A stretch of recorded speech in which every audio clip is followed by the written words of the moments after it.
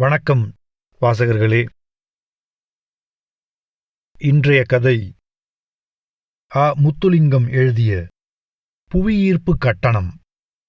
எல்லாவற்றிற்கும் வரி போட்டு மக்களை வதக்கி வரும் இந்த காலகட்டத்தில் மனம் விட்டு சிரிக்க இந்த அருமையான கதையை எழுதியிருக்கிறார் முத்துலிங்கம். கதைக்கு போவோம். கடிதத்தை உடைக்கும் போதே அவனுக்கு கை நடுங்கியது. அது எங்கே இருந்து வந்திருக்கிறது என்பது தெரியும். இது 3வது நினைவூட்டல். 3 மாதங்களாக அவன் புவியீர்ப்பு கட்டணம் கட்டவில்லை. இப்போது உடனே கட்ட வேண்டும் என்று இறுதி கடிதம் வந்திருக்கிறது. கடந்த 2 வருடங்களாகத்தான் இந்த தொல்லை. அதற்கு முன் இப்படி விபரீதமான ஒரு துறை, புவியீர்ப்பு துறை உண்டாகி இருக்கவில்லை. அம்மையே, சொல்லுங்கள், நான் உங்களுக்கு இன்று எப்படி உதவலாம்? புவியீர்ப்பு கட்டணத்தை கட்டும்படி மீண்டும் நினைவூட்டல் கடிதம் வந்திருக்கிறது. நீங்கள் யார் பேசுவது? நான் 14 லோரன்ஸ் வீதியிலிருந்து பேசுகிறேன். சரி, உங்களுக்கு என்ன பிரச்சனை? இந்த கட்டணம் அதிகமாக இருக்கிறது. இன்னொரு முறை பரிசீலிக்க முடியுமா? இதோ கணினியில் உங்கள் கணக்கை திறந்திருக்கிறேன். சென்ற மாதமும் உங்களோடு பேசியிருக்கிறேனே. அதற்கு முதல் மாதமும் இதே கேள்வியை கேட்டிருக்கிறீர்கள். ஆரம்பத்தில் இருந்து ஒழுங்காக பணம் கட்டி வந்த உங்களுக்கு திடீரென்று என்ன நடந்தது? என்னுடைய நிதி நிலைமை மோசமாகிவிட்டது. அதற்கு நாங்கள் என்ன செய்ய முடியும்? எங்கள் துறையின் விதிமுறைகள் அடங்கிய கையேட்டை உங்களுக்கு அனுப்பியிருந்தோமே. அதன் பிரகாரம்தான் கட்டணம் அமைத்திருக்கிறோம். அம்மையே, உங்கள் கையேடு மிகவும் பாரமாக உள்ளது. எழுத்துக்கள் எறும்பு உருவில் படித்து முடிப்பதற்கிடையில் ஓடிவிடுகின்றன. உங்கள் கட்டண அமைப்பும் ஒன்றுமே புரியவில்லை. மிக அநியாயமாக இருக்கிறது. புரியாதது எப்படி அநியாயமாகும்? நீங்கள் தண்ணீருக்கு கட்டணம் செலுத்துகிறீர்கள், மின்சார கட்டணம், சமையல் வாயு கட்டணம், சூரிய ஒளி வரி, காற்று தூய்மை வரி என்று சகலதும் கட்டுகிறீர்கள். தொலைக்காட்சி, தொலைபேசி, செல்பேசி எல்லாம் பட்டு பெட்டென்று தீர்த்து விடுகிறீர்கள். இதிலே மாத்திரம் என்ன குறை கண்டீர்கள்? அம்மையே, புவியீர்ப்புக்கும் எனக்கும் என்ன சம்பந்தம்? ஆதியிலிருந்து அது இருந்து கொண்டுதானே இருக்கிறது. நியூட்டன் அதை கண்டுபிடிப்பதற்கு முன்னர் கூட இருந்திருக்கிறது என்று சொல்கிறார்களே. இவ்வளவு நாளும் அதற்கு வரி விதிக்கவில்லை. இப்பொழுது 2 வருடங்களாக அதற்கும் வரி கட்ட வேண்டுமென்றால் எப்படி? ஐயா, நீங்கள் சொல்வது ஆச்சரியமாக இருக்கிறது. இந்த கேள்வியை 2 வருடத்திற்கு முன்னரே கேட்க உங்களுக்கு தோன்றவில்லை? தண்ணீரை உங்கள் வீட்டுக்கு கொண்டு வருகிறோம், காற்றை தூய்மையாக்கி சுவாசிக்க வழங்குகிறோம், கூரையிலே விழும் சூரிய ஒளியில் உங்கள் சாதனங்கள் இயங்குவதற்கு அனுமதிக்கிறோம், சமையலுக்கு வாயு தருகிறோம், மின்சாரம் தருகிறோம். எல்லாவித கட்டணமும் கட்டிவிடுகிறீர்கள். ஆனால் புவியீர்ப்புக்கு மட்டும் எதிர்ப்பு தெரிவிக்கிறீர்கள். யோசித்து பாருங்கள். புவியீர்ப்பு இல்லாமல் உங்களால் ஒரு நிமிடம் கூட வாழ முடியுமா? கார் ஓட்ட முடியுமா? நடக்க முடியுமா? உங்கள் பிள்ளைகள் ஓடி ஆடி விளையாட முடியுமா? ஒன்றுக்கு போவது போல் ஒரு சின்ன காரியம் கூட உங்களால் செய்ய முடியாதே. அம்மையே, என்னுடைய சுண்டெலி மூளையில் இவையெல்லாம் புரிய தாமதமாகிறது. ஆனால் உங்கள் துறை என்ன செய்கிறது? புவியீர்ப்பை சுத்தம் செய்கிறதா அல்லது வீடு வீடாய் கொண்டு போய் அதை இறக்குகிறதா? இது மிகப்பெரிய அநியாயமாகப்படவில்லையா? அமெரிக்காவில் உள்ள அத்தனை பேரும் புவியீர்ப்பு கட்டணம் கட்டுகிறார்கள். ஐரோப்பா கட்டுகிறது. சில ஆப்பிரிக்க நாடுகளும் கட்டத் தொடங்கிவிட்டன. உலகம் படுவேகமாக முன்னேறிக் கொண்டிருக்கிறது. நீங்கள் ஒரு தேசப்பற்றாளராக நடந்து கொள்ளவில்லை. புவியீர்ப்பின் முக்கியத்துவத்தை உணர்ந்தும் அதனை முற்றிலும் பயன்படுத்தியும் அதற்கான கட்டணத்தை நீங்கள் கட்டத் தயங்குவது விசனத்துக்குரியது. இதை பற்றி நான் மேலிடத்திற்கு முறைப்பாடு செய்ய வேண்டியிருக்கும். அம்மையே, உங்கள் இனிமையான குரலும் முறைப்பாடு என்ற வார்த்தையும் ஒரே வாசகத்தில் வரலாமா? இந்த துறை துவங்கிய காலத்திலிருந்து நான் கட்டணத்தை சரியாக கட்டி வந்தேன். எனக்கு தேசப்பற்றும் பூமிப்பற்றும் புவியீர்ப்பு பற்றும் அதிகம் உண்டு. புவியீர்ப்பு கவிதை ஒன்றாவது படிக்காமல் நான் தூங்கப் போவதில்லை.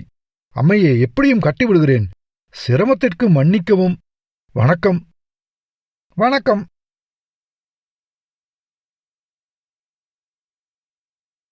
ஹலோ. ஹலோ. அது யார்? 16 லோரன்ஸ் வீதிதானே?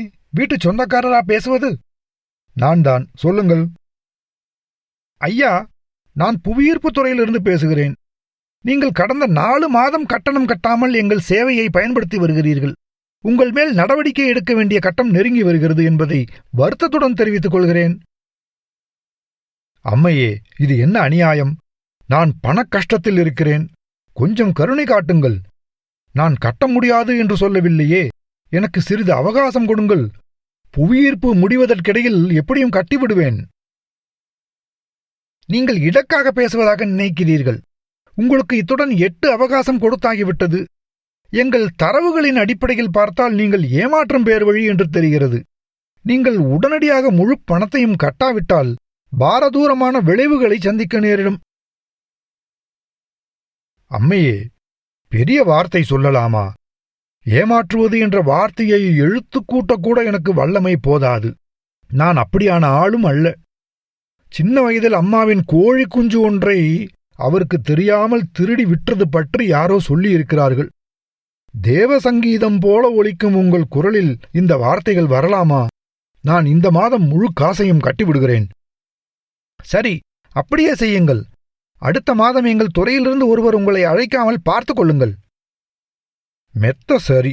அம்மையே, ஒரு விளக்கம் கூற வேண்டும். சொல்லுங்கள். ஒவ்வொரு மாதமும் இந்த கட்டணம் ஏறிக்கொண்டே வருகிறதே, அது ஏன்? நாங்கள் அனுப்பிய சுற்றறிக்கை 148.8 நீங்கள் படிக்கவில்லையா?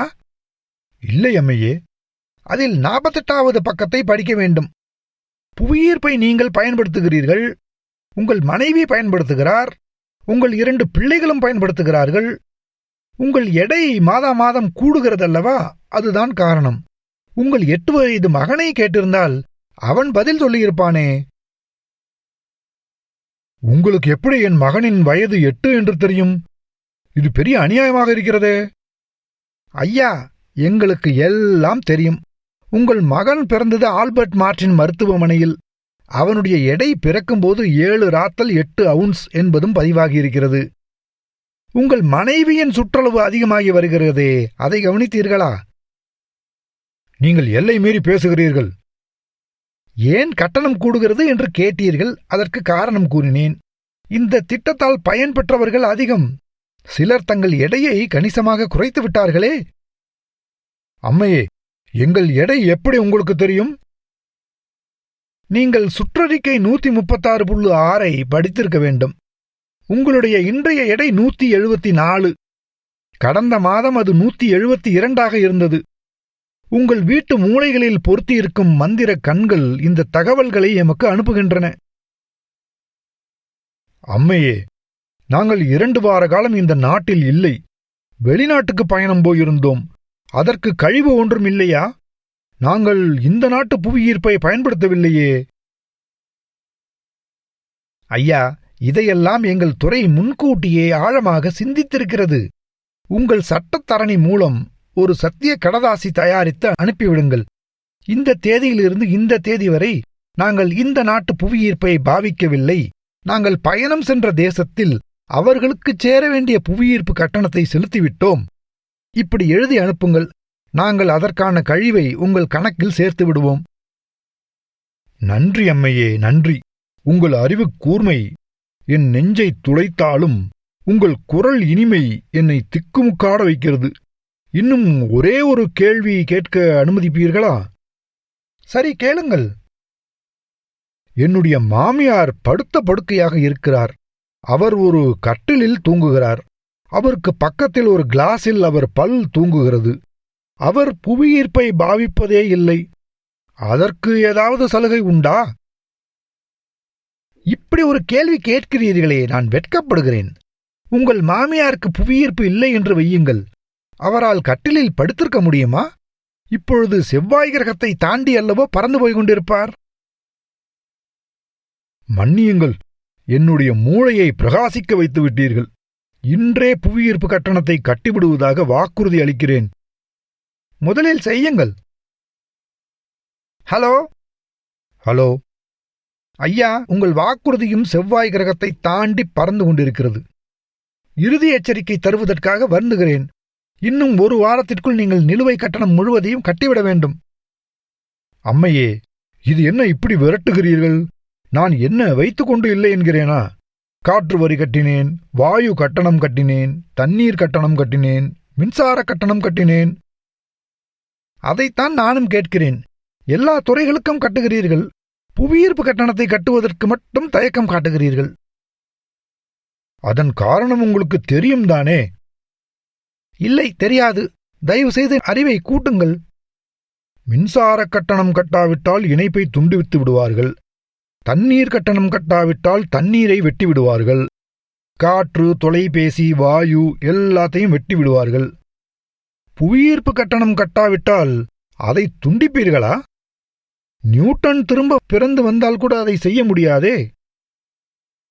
ஐயா, சுற்றறிக்கை வாசிக்கத் தெரியாத நீங்கள் இவ்வளவு சிந்திப்பீர்கள் என்றால் இந்த துறையை நடத்தும் விஞ்ஞானிகள் எவ்வளவு சிந்திப்பார்கள்?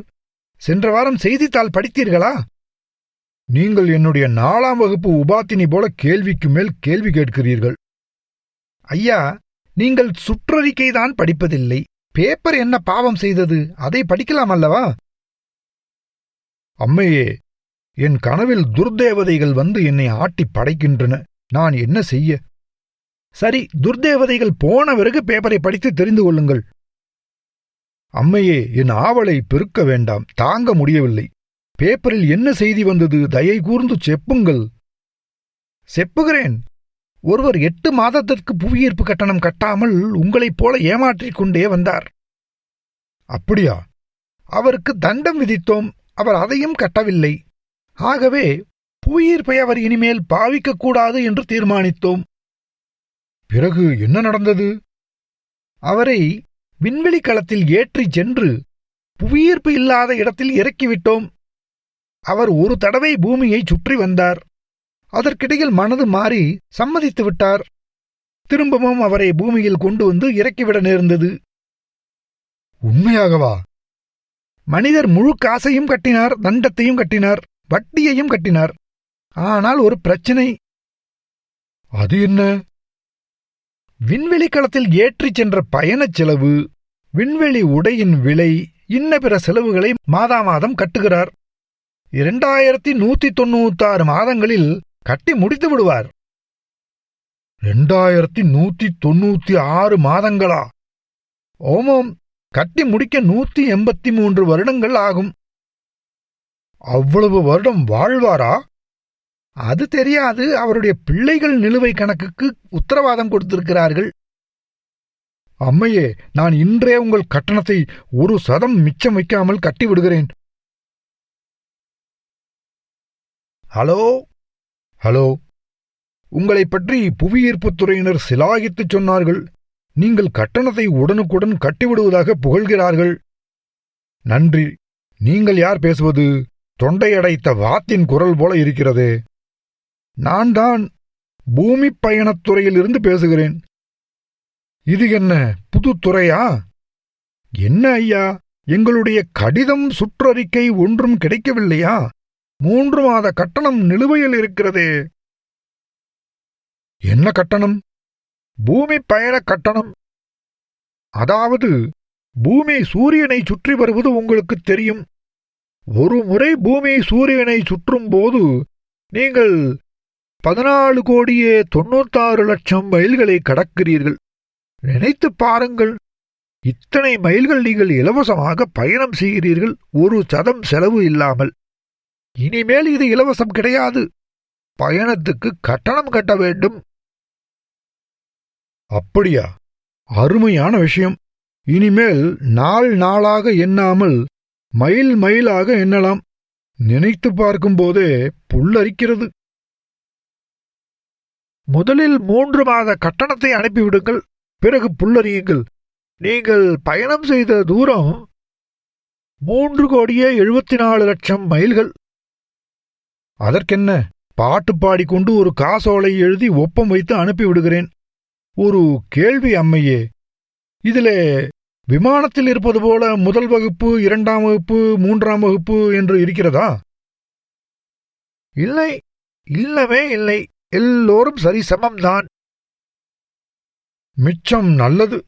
சமத்துவம் என்றால் எனக்கு பிடிக்கும், என்னுடைய அம்மாவுக்கும் பிடிக்கும். உங்களுக்கு ஒரு சலுகையும் இருக்கிறது. அப்படியா? சொல்லுங்கள். லீஃப் வருடத்தில் ஒரு நாள் அதிகம் அல்லவா? ஆனால் நாங்கள் கட்டணத்தை கூட்டப் போவதில்லை. லீஃப் வருடத்திலும் அதே கட்டணம்தான். நம்பவே முடியவில்லை. இந்த நற்செய்தி கொடுத்த உங்களுக்கு ஒரு முத்துமாலை பரிசளித்தாலும் தகும். அல்லாவிடில் புள்ளி விழாத சிவப்பு ஆப்பிள் கொடுத்தாலும் தகும். கேட்கும்போதே மனம் புலகிக்கிறது. அம்மையே, பணக்காரர்களுக்கு நல்ல வசதி இருக்கிறது. அவர்கள் அதிக கட்டணம் கட்டலாம் அல்லவா? பாருங்கள், உங்கள் மூளை சுறுசுறுப்பாக வேலை செய்கிறது. உங்களைப் போல ஆட்கள்தான் பூமிக்கு தேவை. நீங்கள் விமானத்தில் போகும்போது அளவுக்கு அதிகமான பொதி கொண்டு போனால் மிகை கட்டணம் கட்ட வேண்டும். அப்படித்தான் இங்கேயும்.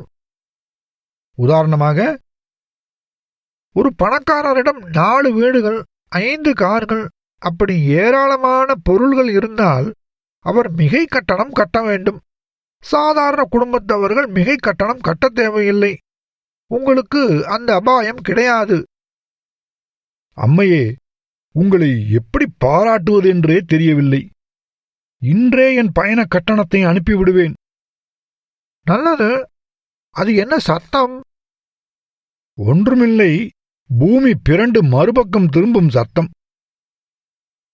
சரி, நீங்கள் என்னிடம் 10 நிமிடம் பேசிய போது 11,000 மைல்கள் பிரயாணம் செய்து விட்டீர்கள். அதற்கும் சேர்த்து பணத்தை கட்டிவிடுங்கள். உடனே செய்வேன். இதனிலும் பார்க்க மகிழ்ச்சி தரும் விஷயம் எனக்கு வேறு என்ன இருக்கிறது? இன்னொன்று.